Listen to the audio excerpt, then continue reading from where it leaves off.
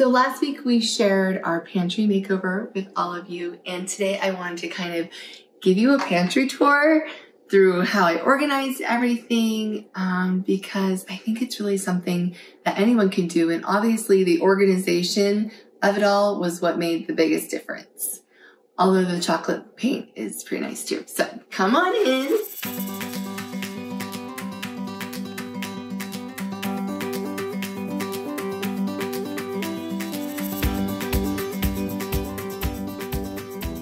One thing that everyone kept telling me was like, there's no way everything's back in there.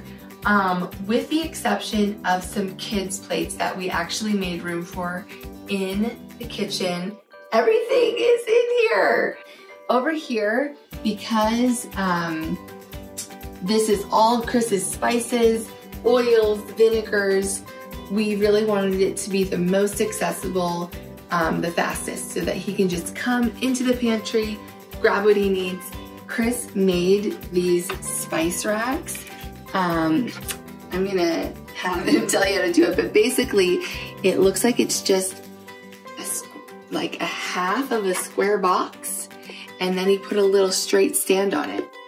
And he got these jars on Amazon, and he's had these like this for a couple weeks now. These are some that we just kept in their original containers, no big deal. I believe the higher you go on your shelves, especially with bottles, the more important turntables are. So we actually had all 3 of these turntables from our last pantry. We just utilized them again here. On the top row, or on the top shelf, are basically, especially over here and over here, pots, pans, vases, drink dispenser. This is an ice cream maker.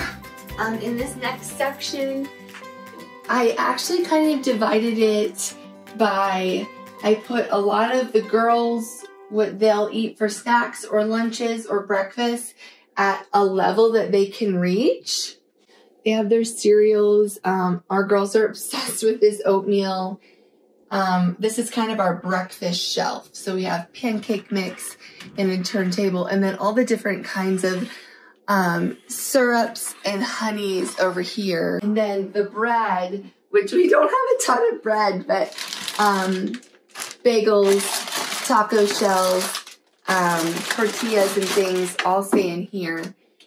And then up here are kind of out of reach of the girls, our snacks.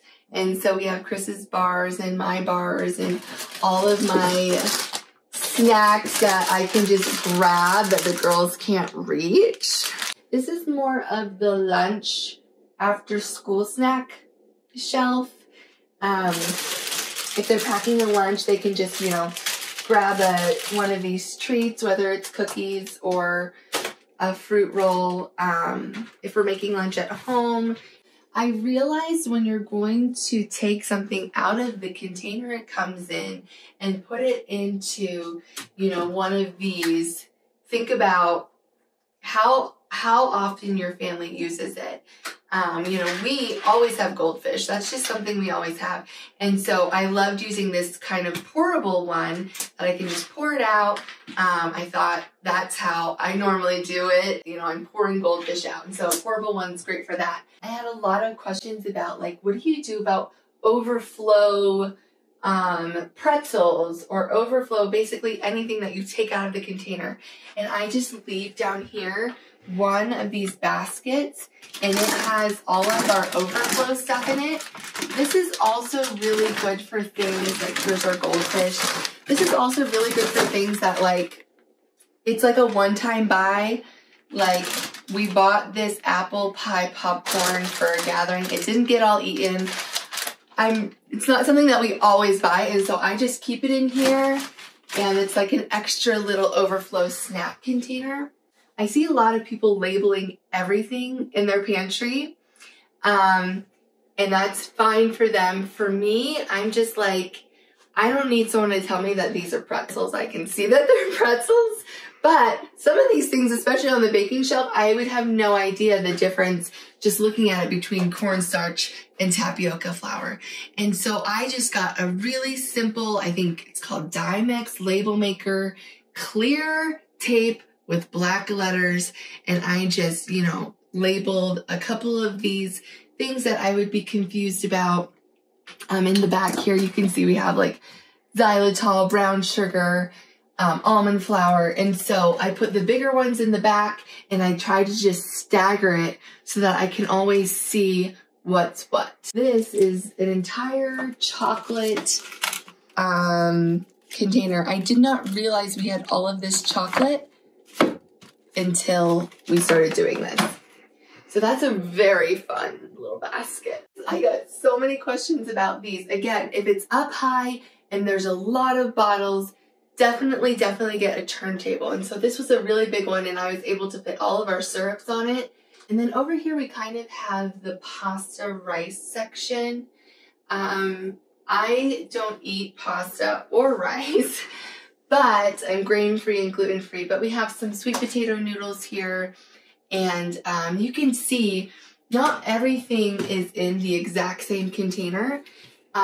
You know, jars like this are a lot more affordable than the OXO pop containers that we were using. When you're setting out to do any room, whether it be your pantry or your kitchen, say, set a budget. And if your budget is $500, paint's $50 or $40 or $50, and the rest, get yourself some containers, because the organization is what's going to keep this organized forever. We had some friends over and they're like, how long is that going to stay organized? I'm like, really? I think you only have to organize it one time.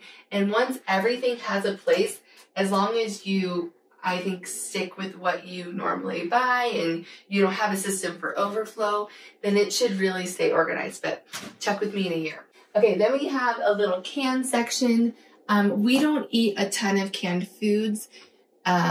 We mostly do fresh, but we do have some staple ingredients, just like tomatoes and, as you can see, a lot of coconut cream. I think this is Chris on his curry kick. So, and then we have a little drink shelf.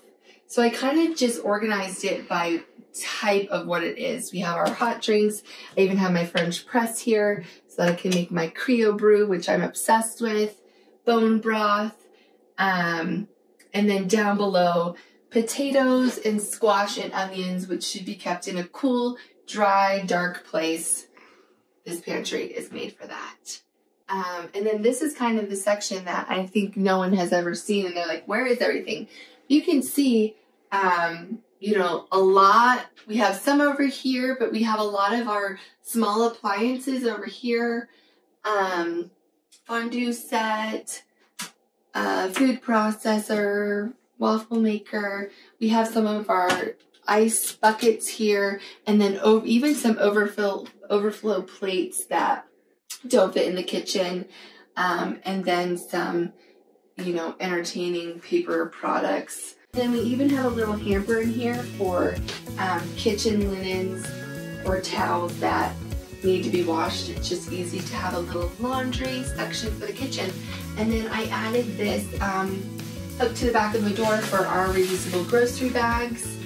And that's the pantry.